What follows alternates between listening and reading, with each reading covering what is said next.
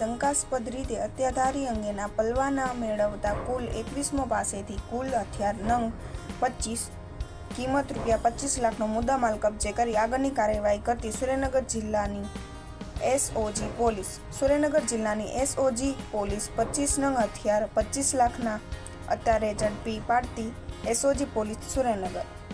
Manager Shri Vikas Sahay સાહેબ IPS police મહાનિદેશક અને મુખ્ય પોલીસ અધિકારી ગુજરાત રાજ્ય ગાંધીનગરોની અસામાજિક તત્વો વિરુદ્ધ 100 કલાક કામગીરી ઝુંબેશ હેઠળ શ્રી અશોક કુમાર યાદવ સાહેબ આઈપીએસ પોલીસ મહાનિરીક્ષક શ્રી રાજકોટ વિભાગ રાજકોટ નાઓની સૂચના માર્ગદર્શન હેઠળ શ્રી ડૉક્ટર ગિરીશભાઈ પંડ્યા સાહેબ આઈપીએસ નાયબ પોલીસ મહાનિરીક્ષક સાહેબ સુરેન્દ્રનગર નાઓને સુરેન્દ્રનગર જિલ્લામાં ગેરકાનૂની હથિયારો રાખનાર ઈસમો શોધી કાઢી હથિયાર ધારાઓને વધુમાં વધુ કેસો કરવા તેમજ ગેરકાનૂની હથિયારમાં મોટા ભાગે બહારના જિલ્લા રાજ્યમાંથી આવતા હોય જે અંગે એક રેકેટ ચાલતું હોય જે રેકેટનો પર્દાફાશ કરવા માટે સૂચના અને માર્ગદર્શન આપેલ હોય. જે સૂચના અને માર્ગદર્શન આધારે પીઆઈ શ્રી BH સિંગરખિયા નાઓને બાતમી મેળવેલ કે સુરેન્દ્રનગર જિલ્લામાં અમુક ઈસો જેમ વિરુદ્ધ સુરેન્દ્રનગર જિલ્લામાં તથા આજુબાજુના જિલ્લા ગુનાઓ દાખલ થયેલ છે અને આવા ઈસમોને સુરેન્દ્રનગર જિલ્લામાંથી જિલ્લા કલેક્ટર સાહેબ તથા ગુજરાત રાજ્યમાંથી હથિયાર લાયસન્સ મળવાની સંભાવના ઓછી હોય તેમજ જેઓને હથિયાર રાખવા માટે લાયસન્સ મળેલ ન હોય અથવા મળી ન શકે તેમ ઈસમોને બહાર રાજ્યમાંથી જેમાં ખાસ કરીને મણિપુર અને નાગાલેન્ડ જેવા રાજ્યોમાં ત્યાંના કે અન્ય એજન્ટો થકી ઓલ ઇન્ડિયા પરમિટ મેળવવા હકીકત મળેલ હોય છે. જયેશ ચૌહાણ, માયાજાર ન્યૂઝ, સુરેન્દ્રનગર.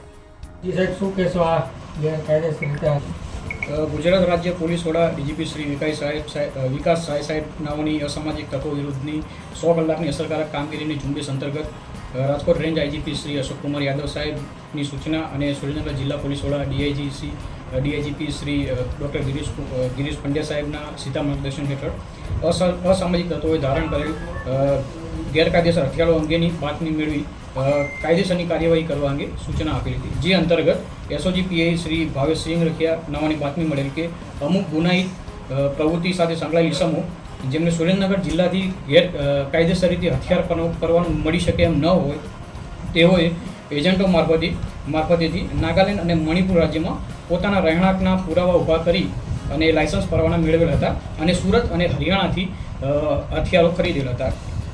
બાતમીના આધારે અત્યાર સુધી કુલ 21 ઇસમોને રાઉન્ડ અપ કરવામાં આવેલ છે. જે પૈકી 17 ઇસમોએ 25 જેટલા હથિયારો ધારણ કરેલા હતા અને બાકીના 7 ઇસમોએ ફક્ત પરવાના મેળવેલા હતા. અને આ જે હથિયાર ખરીદેલા હતા એ ઇસમો જેઓના મૂળ રહે છે થાનગઢ, ચોટીલા, મૂડી, સાયલા, લીંબડી અને સુરેન્દ્રનગર શહેરના મૂળ રહેવાસી છે. આ હથિયાર ખરીદેલ કુલ 17 ઇસમો પૈકી 14 ઇસમો ગુનાહિત ઇતિહાસ ધરાવે છે, જેમાં ખૂન, 307, ખંડણી, ખનીજ માફિયા વગેરે જેવા ગુનાઓ નોંધાયેલા છે અને બાકીના 3 ઇસમોની તપાસ હજુ ચાલુ છે. કુલ આ જે 17 ઇસમો છે એમાંથી 8 ઇસમોએ કુલ 2 હથિયાર ધારણ કરી કુલ 16 હથિયાર હતા અને બાકીના 9 ઇસમોએ એક હથિયાર ધારણ કરી એમ કુલ 25 હથિયાર ધારણ કરેલ હતા, જેની કુલ કિંમત 25 લાખ થવા પામે છે. જેમાં 5 પિસ્ટલ, 12 રિવોલ્વર, 8 બારાબોર રાઇફલ સામેલ છે. આ બાબતે વધુ તપાસ થવા એક ટીમ એસઓજી પીઆઈ શ્રી રાયમાના નેતૃત્વ હેઠળ નાગાલેન્ડ અને મણિપુરમાં આ બાબતે કેવી રીતે હથિયારો પરવાના અને હથિયાર મેળવેલ હતા જેની વધુ તપાસમાં લાગેલ છે. તપાસ દરમિયાન આ ઇસમોએ મુકેશ ભરવાડ મૂળ રહે વાંકાનેર અને શેલાભાઈ ભરવાડ મૂળ રહે દરોદ ગામ તાલુકો ચુડા સુરેન્દ્રનગર નાઓની મારફતે હરિયાણાના એક એજન્ટ જેનું નામ છે શૌકત અલી નામના એજન્ટથી આ હથિયારો ખરીદેલ હતા. આ બાબતની સમગ્ર તપાસની ઊંડાણપૂર્વક કરવા અર્થે સુરેન્દ્રનગર સિટી એ ડિવિઝન પોલીસ સ્ટેશન ખાતે જાણવાજોગ દાખલ કરી અને વધુ તપાસ કરી રહ્યા છીએ. અને આજ રોજ આ માધ્યમથી આપના માધ્યમથી જાહેર જનતાને અપીલ કરી રહ્યા છીએ કે આપની આસપાસ આ રીતે કોઈ અસામાજિક તત્વો ગેરકાયદેસર રીતે હથિયાર ધરાવતા હોય તેઓની આપને કોઈ પણ પ્રકારની માહિતી હોય તો નજીકના પોલીસ સ્ટેશન અથવા સોશિયલ મીડિયા મારફતે આપ ગુજરાત પોલીસને આ બાબતે આપ માહિતી આપી શકો. ગુનો સાબિત થયેલો કેવી કાર્યવાહી થશે? જે પણ પ્રકારના ગુના હશે બરાબર એ પ્રકારની ધારાઓ હેઠળ ગુના દાખલ કરી અને આગળની જે કાયદેસર કાર્યવાહી કરવામાં આવશે. આ અંગે કોઈ આ અંગે ઈસમો છે જે 21 એમને રાઉન્ડ અપ કરવામાં આવેલ છે. હાલ કોઈ અટક કરવામાં આવેલ નથી અને જાણવા જોગ મારફતે હજુ વધુ તપાસ કરી રહ્યા છીએ. Thank you.